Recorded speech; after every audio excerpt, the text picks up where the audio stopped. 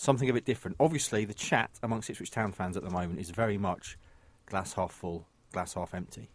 Now, I thought rather than just have a little general chat, I thought we'd go into the High Court, Kings of Anglia, presiding, yours truly, Lord Chief Justice Mark Heath. Like it. This is very serious. This, if you don't know, is the theme tune to Judge Rinder. So shit's about to get real. We are sitting here. It looks like a podcast studio, but it's actually the High Courts of Justice, Kings of Anglia style.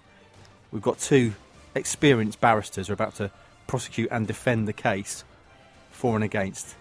The prosecuting barrister, Dr. Stuart Watson QC, will be prosecuting that the glass is half empty.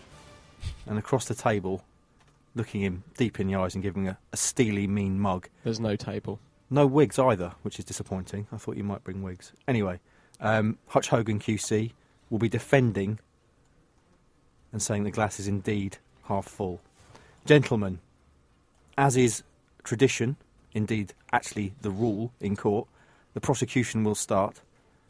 Dr. Watson, have you an opening statement? My opening statement is thus.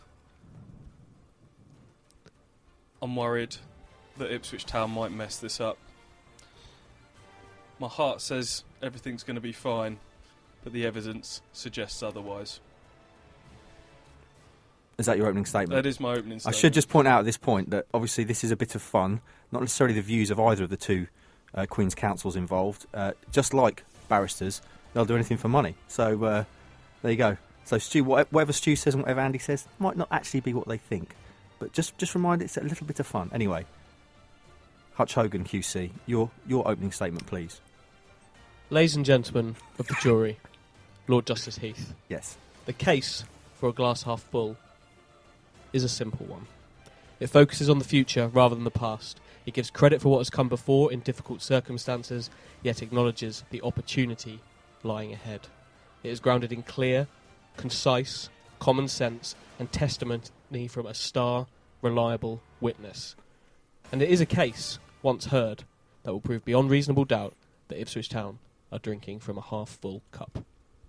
Outstanding. You can tell someone's done some homework. Yeah.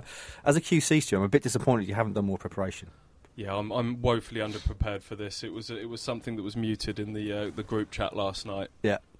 And I'm very much in a wing it situation here. So and we all know how much you enjoy wing it situations. Okay, so the opening statements are done. Stuart Watson, as prosecution, you now proceed. What other evidence would you like to bring to the table?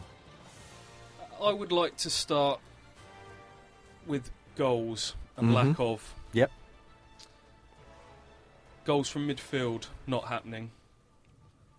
Goals from centre-backs and defence not happening. Strikers not firing at the moment. Norwood. Fitness problems. Keane, is he going to stay fit? Sears, how long before he gets up to speed? They were winning games 1-0 earlier in the season. There was always going to be a point that if you're not scoring goals, that was going to catch up with them. And that's where I think we're at. But I'd point you straight to some statistics. They're second in the league. Let's not forget that. They're second in the table. 2 losses in the league all season, 4 points off the top with the game in hand, 4 clear of third with the game in hand. Only Leicester and Leeds have conceded less goals. Is that right? That's your stat. I read that in your... Is that correct? I hope so. He's nodding. Yeah. Thank you. Yeah. Let's not grumble at that. We'd have taken this, wouldn't we? We'd have snapped this off back in July, June, May, April, when we knew full well this was going to be the scenario. That's compelling. Don't look at the past. This is where Ipswich are now. Look at the opportunities for the future. I would argue now, and I would call Paul Lambert to the stand at yes, this stage. A witness. And Paul Lambert would say, "There's no medals handed out." He wouldn't say it like that, would he? Nay, medals. Yes. Yuffie head. What? You're off your head. Excellent. So, I'm not looking to the past. I'm looking to the future. I'm sitting here right now and saying they've done well to get to this point, but I'm looking ahead to the next few months, and I'm concerned that this might not continue. And the medals are handed out in May. Is that what Paul Lambert would say? That's He'd what be Paul here Lambert telling would us say. that He he's wouldn't be saying concerned. he's concerned, but he'd be saying it doesn't matter what's happened between August and December, it's what happens in the next 6 months. And that's the point I'm trying to make. Okay, Has there been enough evidence so far to say that they can do this again? I think the evidence lies ahead. I think you just have to look at the Coventry game. Who was missing? Captain, missing. Most reliable midfielder, missing. Your X-factor right back, missing. Leading strike duo, missing. Still drew with a promotion rival who themselves have only lost 2 all season. Draw is the word that jumps off the page there. We're talking about the future here. I object to it. I object to your negativity. Your Objection. glasses. Draw. You still drew, you said, and that's what they're doing. But Too much. I've listed what's to come back. I've listed it. Okay. It's there. The future is in front of us. We can see it. It's beautiful. 1 win in 8. Not beating a team in the current top 8 of the division. Only lost to one of them as well. Are Rotherham in the top 8? Sunderland didn't lose many games last year, but they drew a hell of a lot. 1-1 was their scoreline of choice, and they faltered at the death as well. This is tense. Sunderland had more points than Ipswich on the board at this stage of last I'm season. not bothered. Honestly, Portsmouth not had bothered more about points history. on the board than Ipswich do at this stage last season. I'm not bothered about the past. You can chuck all your stats at me. I'm feeling vibe. I'm feeling what's to come, and I've got a witness to call. Can I call Freddie Sears to the stand? Yes, you please? can. He couldn't actually be here. Oh. He sent in a statement. Is Oh, that there we okay? go. Read the statement, please, Read it. QC. Firstly, I'd like to apologise for not being able to attend court in person today. I'm busy training for my impending glorious return. Yes. I'm feeling fit and strong. If it was up to me, I think I could have been back on the field a week or 2 ago. When I do return, I'll bring an attribute currently unavailable to the gaffer. Direct, driving runs off the flank. I'll attack from wide areas, get close to the striker, and could even facilitate a front 3. A proper front 3. You saw a bit of that at Coventry. Now imagine what it could look like with me driving inside and getting shots off. I'd have reached that ball from Gwion Edwards. Did you see my goal at Villa last season? Fancy a bit more of that? A bit more of that spice? I know I do. Isn't just me either. James Norwood's been hampered by injuries of late, and given a little more time, he'll be back to his early season form. He brings the best out of Caden as well. The 3 of us in the same team? Yes, please. Teddy Bishop isn't far away either. He brings a new dimension to midfield. He can dribble and break the lines. Yes, please. You want some? He'll give it you. I gather my mate Jack Lancaster may just play again this season. And then there's Kane Vincent-Young to come Objection. Yes. Can't just be throwing out may play again this season. Mays, ifs, buts. Let's stick to the facts, please. back. Kane Vincent-Young's to come back. I like that. Don't sleep on the January transfer window either. It's time for the owner to flex his muscles. I've seen him in the training ground gym. He looks like Daniel Craig and Judge Rinder. I don't have time to be cross-examined. I'm playing golf. I was going to say, because obviously the prosecution would have the chance to cross-examine the witness. He's on the golf course. Well, He's too I'm afraid busy. it's a legal proceeding. All right, You then. can't just leave. All right, okay. Ask him some questions. Dr. Stuart Watson, do you wish to cross-examine the witness? I'll speak for Freddie.